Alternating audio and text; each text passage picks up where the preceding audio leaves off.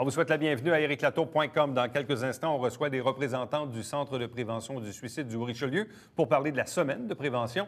Mais d'abord, on l'a nommé comme étant la personnalité du mois chez les travailleurs autonomes du Haut-Richelieu. Et j'ai nommé Rena Mendoza, qui est couturière, de même que son conjoint Yvan Roy, propriétaire de la porte à bicyclette.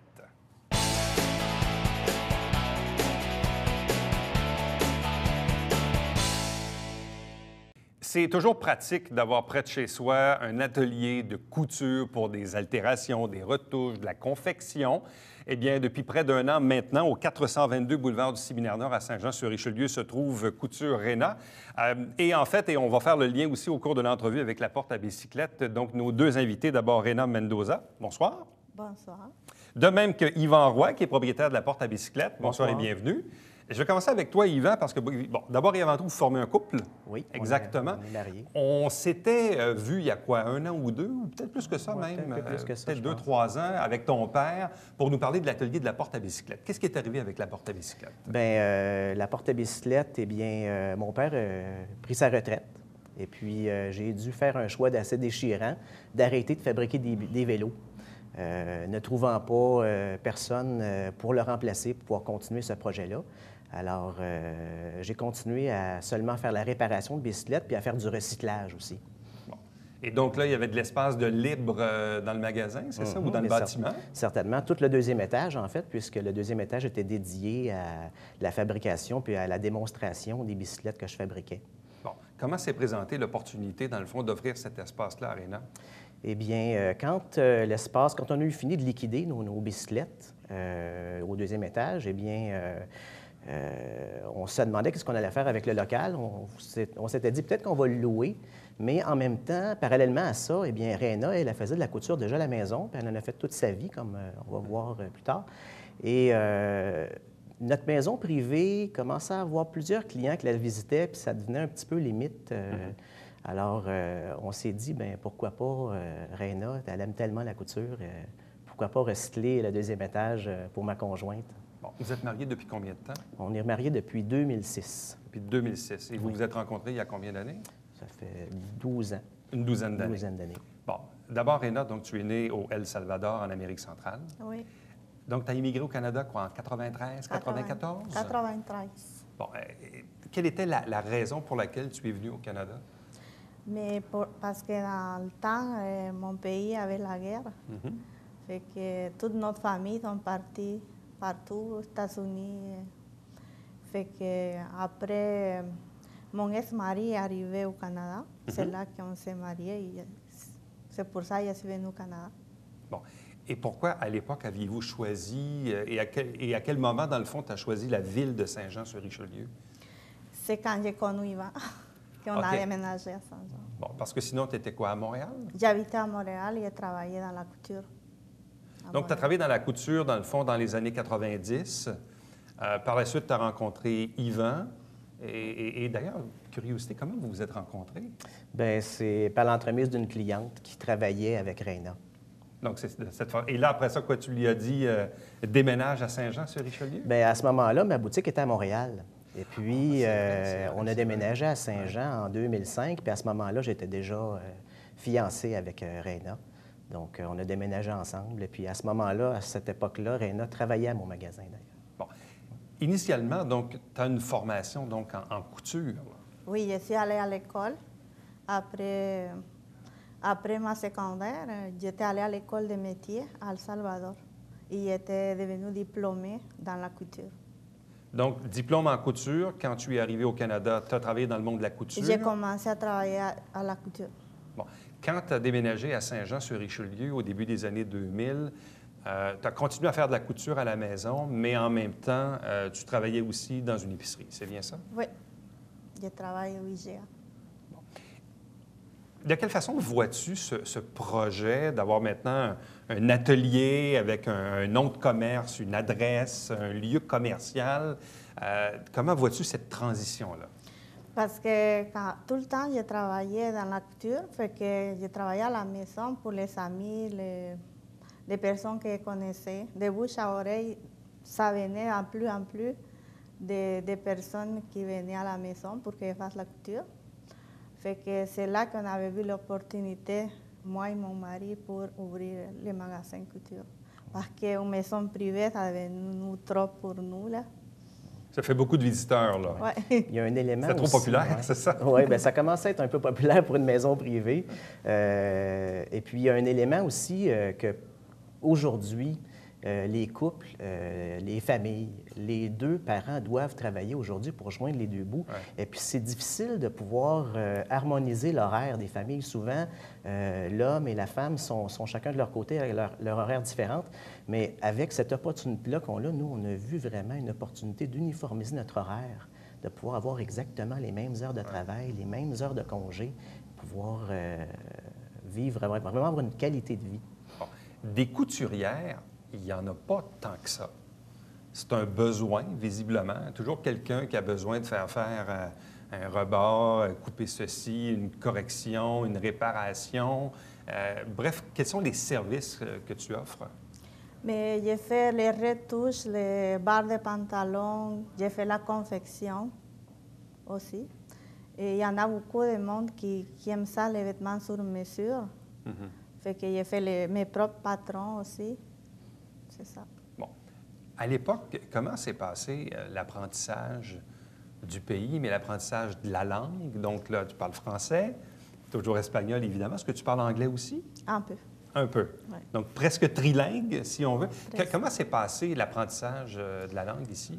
Mais quand j'arrive au Canada, mais une chance, il y avait une personne, mon premier travail dans la couture, qui parlait espagnol. C'est elle qui m'a montré, mais je connaissais beaucoup la couture, fait que ça a été vite pour moi à apprendre.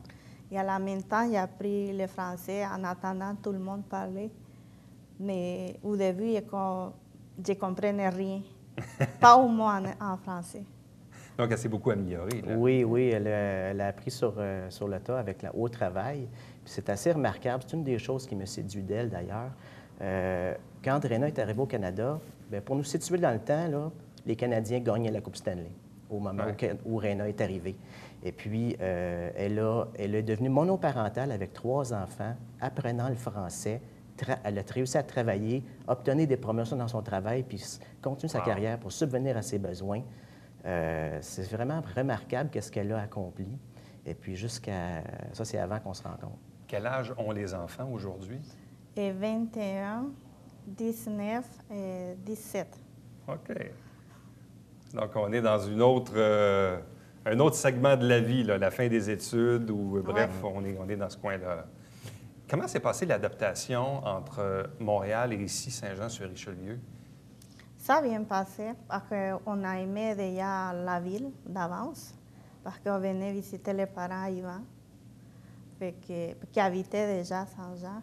Et aussi, Yvan a déménagé son magasin à Saint-Jean avant qu'on déménage ici. Bon. Quel souvenir gardes-tu du El Salvador? Est-ce que tu y es retourné? Est-ce que tu as encore de la famille là-bas? Oui, j'ai une soeur encore là-bas, mais toute ma famille habite à New York.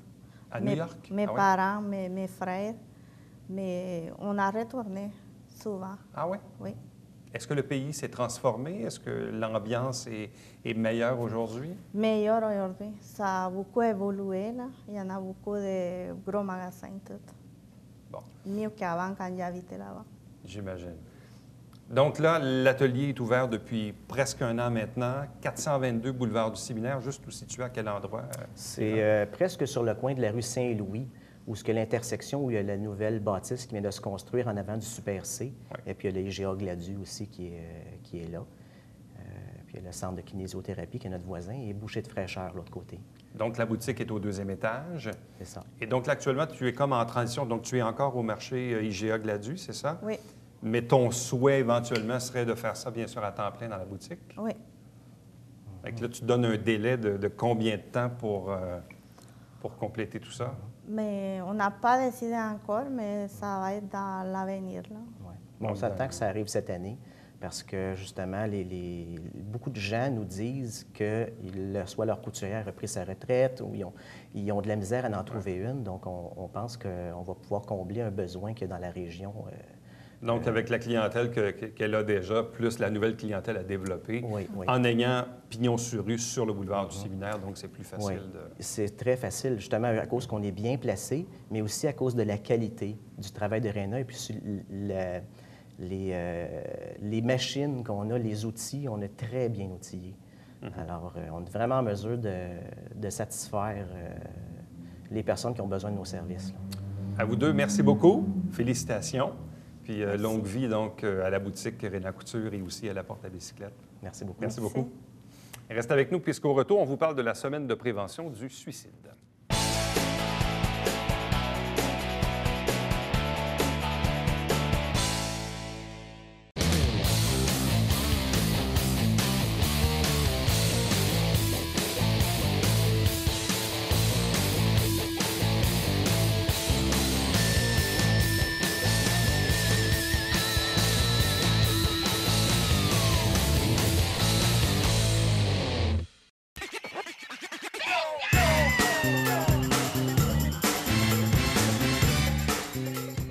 Divertir dans le confort de votre foyer.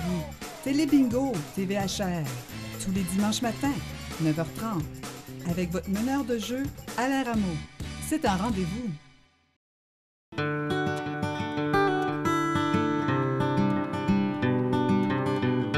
Coulisses Bêta, version 3.0, de retour l'hiver 2015.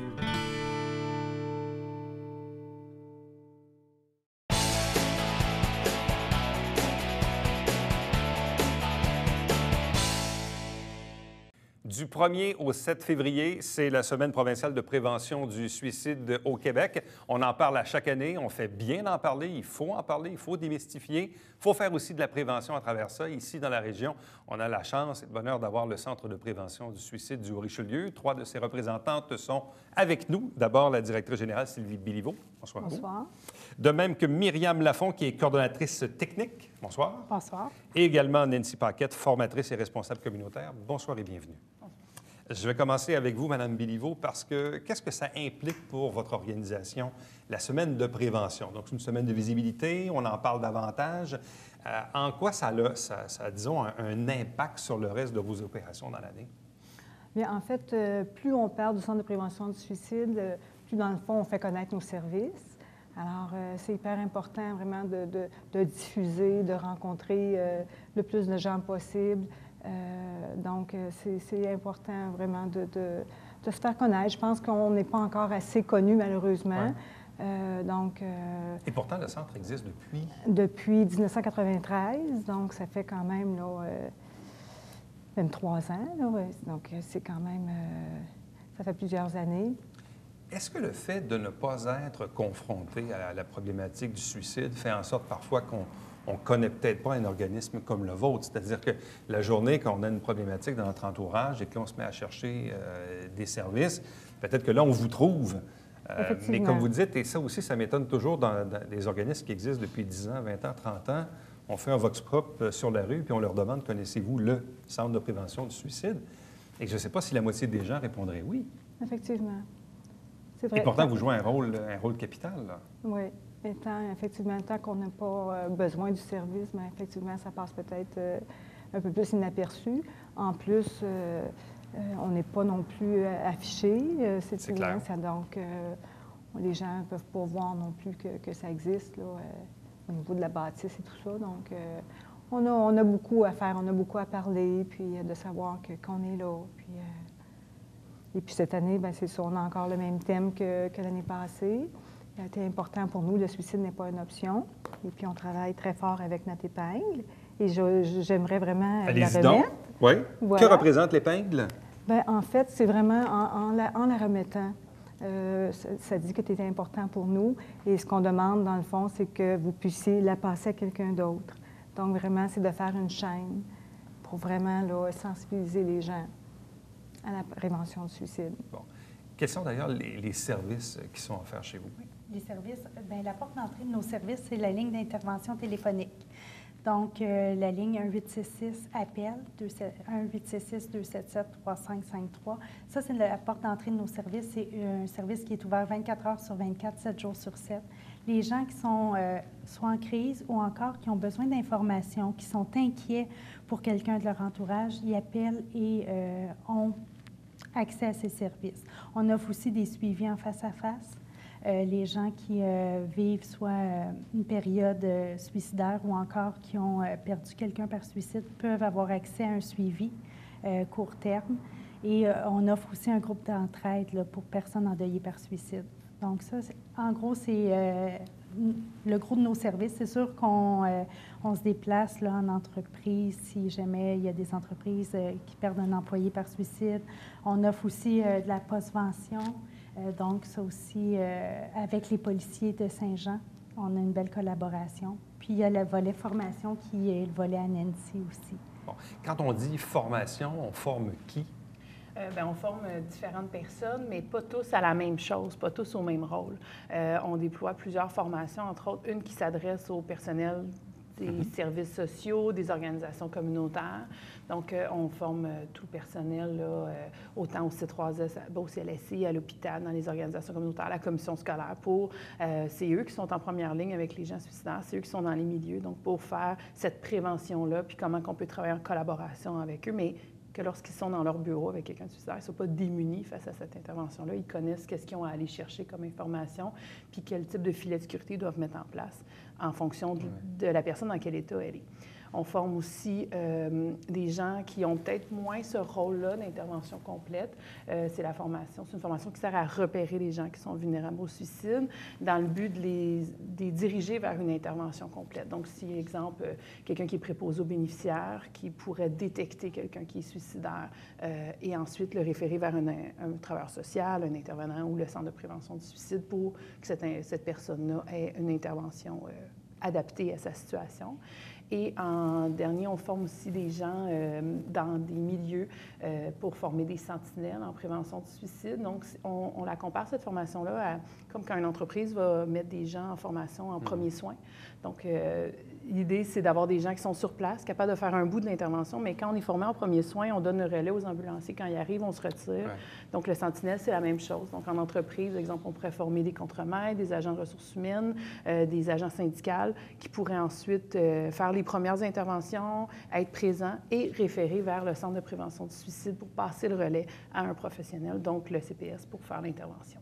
Annuellement, votre service de ligne téléphonique 24/7 peut recevoir à peu près combien d'appels? C'est sûr que si nous, étant donné qu'on a le mandat régional, on couvre quand même toute la Montérégie. Moi, je dirais au moins 10 000 appels. Donc, 10 000 appels par année. Par année. Évidemment, on le précise. Donc, ça, c'est pas uniquement le territoire du Haut-Richelieu. Non, c'est vraiment la Montérégie. Au grand complet. Au grand complet. Qui est centralisé ici. Là. Exactement, mais par moment, là, pas toujours. C'est des bascules. Par bascule, le soir, la nuit, la fin de exactement, semaine, etc. Exactement.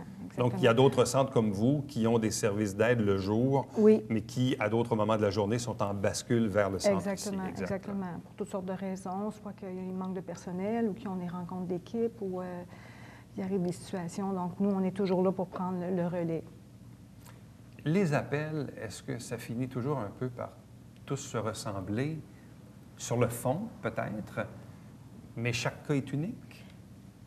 Chaque humain est unique, donc chaque humain vit sa situation de façon particulière, donc chaque intervention est différente. C'est sûr que les éléments que l'on va chercher sont souvent les mêmes, mais la personne les vit différemment. Donc, c'est sûr qu'on va aller voir au niveau de son réseau social, mais chaque personne a son réseau, donc c'est différent. Donc, c'est sûr qu'on a une structure d'intervention. Donc, oui, ça se ressemble, mais chaque personne amène son histoire dedans. Fait que c'est différent. Bon an, mal an, au Québec, la statistique parle toujours d'à peu près 3,5 suicides par jour pour une population d'à peu près 8 millions. Moi, je trouve toujours que c'est un chiffre quand même important. On se dit, à chaque jour au Québec, là, il y a 3-4 personnes qui perdent la vie par suicide. C'est énorme. Effectivement. Et c'est toujours, malheureusement, très stable comme statistique. C'est pas à la hausse, heureusement, mais c'est pas à la baisse non plus. Non, exactement. Puis c'est sûr que quand un suicide arrive, il y a la famille qui est touchée, les proches, les collègues, mais c'est toute une communauté qui est touchée aussi. Je pense qu'il ne faut pas oublier ça. C'est ça, ça affecte vraiment une communauté. Donc, plus on en parle, mieux que c'est, dans le fond. C'est vraiment en parlant du suicide, dans le fond, c'est qu'on veut parler de la prévention, puis on veut parler aussi de toutes les ressources d'aide qui existent. Et ça, c'est hyper important. Avez-vous parfois le sentiment c'est pas le sentiment, pas d'être un héros, mais de sauver du monde? Avez-vous vraiment l'impression qu'il y a de vos interventions qui font en sorte véritablement que vous avez fait une différence dans la vie de quelqu'un? Une différence, oui, certainement une différence parce qu'on ne sauve pas des vies. On permet à la personne de prendre un temps d'arrêt pour voir sa situation d'une façon différente. On veut l'accompagner dans ça et non pas on n'a pas le pouvoir magique d'enlever la souffrance à quelqu'un. Ce qu'on peut faire, par contre, c'est pas le laisser seul. Et ça fait toute une différence. C'est de l'accompagner, cette personne-là, à travers les difficultés qu'elle vit. On ne peut pas changer. Comme je vous dis, on aimerait ça avoir une baguette magique, puis qu'il n'y ait plus de suicide, puis tout aille bien, mais malheureusement, on ne peut pas le faire. Par contre, on peut traverser avec cette personne-là les situations qu'elle vit. Bon. Quels sont les fameux signes avant-coureurs? Parce qu'il y a souvent deux volets. Les gens disent « Ah, je ne l'ai pas vu venir », ou d'autres personnes disent « Bien oui, il y avait des signes un peu inquiétants », puis il y a toute la culpabilité aussi pour les proches. En fait, on essaie de défaire le mythe que le suicide peut se produire sans avertissement. Souvent, c'est plus le type d'avertissement dont on a besoin pour s'inquiéter. On se rend compte à quel point les gens, quand ils sont témoins de signes évidents de souffrance, les gens, ils sont portés à intervenir. J'ai rarement vu quelqu'un dire « Ah oui, je l'avais vu venir, puis j'ai choisi de rien faire ». Tu sais, les gens, ils vont faire des choses quand les signes sont évidents. Ce qu'on essaie de faire beaucoup auprès de la population, de la communauté, c'est d'être alerte un peu avant. Pourquoi attendre des gros signes de détresse pour s'inquiéter des gens au lieu de prendre, dès les signaux, les premiers signaux de souffrance, on pourrait être présent auprès des gens. L'image que je donne en sensibilisation, c'est qui souhaiterait embarquer avec un pilote d'avion qui attend que tout son tableau de bord soit illuminé avant de faire quelque chose? Personne. On veut embarquer avec le pilote d'avion qui, au premier signe de problème, commence déjà à vérifier qu'est-ce qui est en train de se passer, puis à planifier des plans B, puis à placer ces choses. C'est la même chose avec les gens en souffrance. On devrait, dès qu'on sent que la personne traverse un moment difficile, même si elle ne nous a pas démontré nécessairement de signes de souffrance, mais que le moment qu'elle vit présentement, c'est un moment qui est difficile à vivre, on devrait être présent pour cette personne-là puis s'informer de comment elle le vit. Il y a des gens qui sont très bons pour aplanir les signes, pour démontrer que tout va bien, même quand ça brasse à l'intérieur d'eux. Donc, si on s'attarde plus à ce qu'ils sont en train de vivre que plutôt à comment ils sont en train de le vivre, souvent, on peut se permettre de faire beaucoup plus de prévention puis être présent auprès de ces gens-là pendant l'épreuve. Comment on fait pour, pas démystifier, mais parfois, il y a de ces personnes qui vont utiliser la menace suicidaire, pas nécessairement parce qu'ils ont réellement l'intention de se suicider, mais soit par, je dirais pas manipulation, mais pour attirer l'attention. Comment on fait pour jauger le vrai du faux là-dedans? Il n'y a pas de faux là-dedans. La personne qui a des propos suicidaires veut dire qu'elle souffre, veut dire... Ouais. Donc, il faut prendre... Des fois, on n'a pas toujours les bons moyens pour s'exprimer, on n'a pas toujours la bonne façon. En même temps, il faut prendre en considération ce qu'elle est en train de nous dire. Elle ne veut pas nécessairement mourir, elle veut juste que ça s'arrête, cette souffrance-là. Puis, éventuellement, le suicide, ça devient quelque chose qui est possible pour elle. Autrement dit, que la menace soit fondée ou non, fondamentalement... Il y a un problème, il y a une souffrance. Oui, c'est ça. Donc, pour nous... Oui, c'est ça. Pour nous, c'est une lumière qu'il faut adresser, qu'il faut vraiment prendre soin et s'occuper. Bon, parmi les activités durant la semaine de prévention, notamment demain, mardi 27 janvier à 19h, à l'école PGI Ostiguet à Saint-Césaire. Donc, qu'est-ce que c'est, Nancy? C'est une conférence dans le cadre des conférences reliées au cœur du monde. Donc, c'est une activité, pour nous, c'est une activité de financement pour le Centre de prévention du suicide. Donc, une partie des prix de vente de billets vont revenir vers l'organisme pour mieux servir la population, pour les services qu'on leur offre. C'est vraiment une conférence grand public, donc c'est pas de l'intervention de groupe, c'est pas ciblé sur des cas particuliers, mais comment chaque jour on peut poser de simples gestes pour soi, pour les autres, pour prévenir la souffrance, prévenir la détresse. En fait, c'est pas prévenir la souffrance. Quand la souffrance va se présenter, comment je peux être mieux équipée pour y faire face, pour pas que le suicide, ça soit un outil dans mon coffre à outils possible pour traverser ce moment-là. On ne pourra pas enlever la souffrance des gens, mais on peut qu'on soit mieux préparé à faire face à cette souffrance-là. Donc, c'est un peu la thématique de cette conférence-là. Comment pour soi, mais pour les autres aussi, pour notre communauté, on peut faire de simples gestes quotidiens pour être un peu mieux quand le moment de souffrance arrive. Bon, vous avez également des kiosques de sensibilisation, notamment le 31 janvier au Carrefour La Plante à Iberville. Effectivement. Un autre le 3 février au CLSC Richelieu, à Richelieu bien sûr, et le 5 février à Place Chambly, à Chambly. C'est bien ça? Effectivement. Est-ce qu'il y a d'autres activités ou trucs particuliers durant la semaine de prévention? Non, à travers tous les kiosques, nous, on va parler de nos services, donner les épingles pour T'es important pour moi. C'est sûr que même nous, à l'intérieur du centre, nos clients sont mis à profit. On les invite à nous parler de leur raison de vivre. On veut faire cette chaîne humaine-là avec eux aussi, les mettre à partie. Donc, c'est entre autres là, ce qui va se passer pendant la semaine de prévention. À vous trois, merci infiniment. Merci. Ça fait plaisir. On rappelle bien sûr le numéro qui est affiché à l'écran, donc la ligne 24-7 qui est le 1-866-APPEL. Il y a la ligne locale, en fait, qui est la même, là, qui est le 348-6300. Ou sinon, vous avez le site Internet également avec le détail des services affichés au bas de l'écran. Merci. Merci. Reste avec nous au retour, le Babillard quotidien.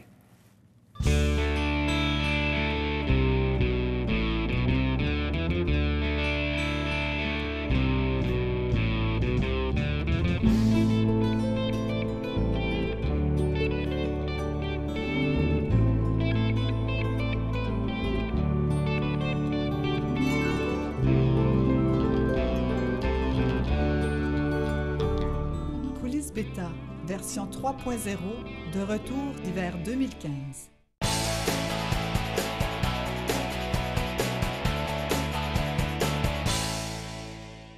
On vous rappelle qu'il y a un souper spaghetti avec conférence le vendredi 27 mars, 18h, au restaurant Pedro à Saint-Athanas. C'est organisé par le club Toastmaster Expression de Saint-Jean-sur-Richelieu.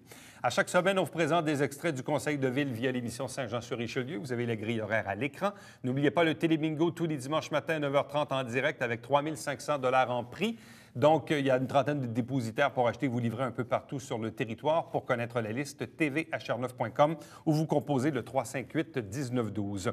Pour me joindre très facilement, donc par courriel, Éric Latour en un mot, à commercial tvhr9.com. Le prochain rendez-vous, c'est demain. Bye-bye.